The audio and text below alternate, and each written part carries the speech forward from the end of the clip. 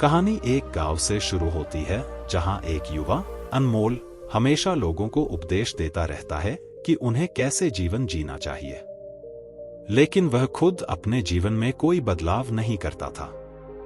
लोग उसकी बातों को अनसुना कर देते थे और उसका मजाक उड़ाते थे। एक दिन वह परेशान होकर गौतम बुद्ध के पास जाता है और पूछता है कि क्यों लोग उसकी बातों को नहीं सुनते।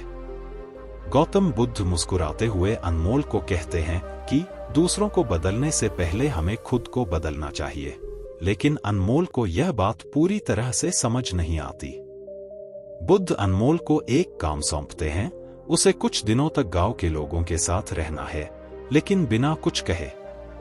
उसे केवल उनके साथ काम करना होगा, उनकी समस्याओं को समझना होगा और बिना बोले उनकी मदद करनी होगी। अनमोल गांव में रहने लगता है और धीरे धीरे लोगों की मदद करता है। वह खेतों में काम करता है, बुजुर्गों की सेवा करता है और बच्चों को सिखाता है। कुछ समय बाद गांव के लोग उसे सम्मान और प्रेम देने लगते हैं। वे उसकी मदद के लिए आभार प्रकट करते हैं और उसकी बातों को सुनने लगते हैं। अनमोल वापस बुद्ध के पास आता है और उन्हें बताता है कि कैसे बिना बोले भी उसने लोगों का विश्वास जीत लिया।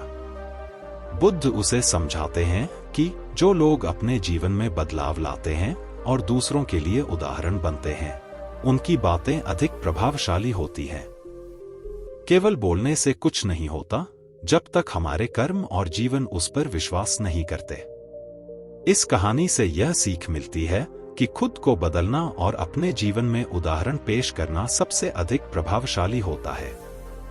केवल बातें करना काफी नहीं है, हमारे कर्म ही हमारी असली पहचान है।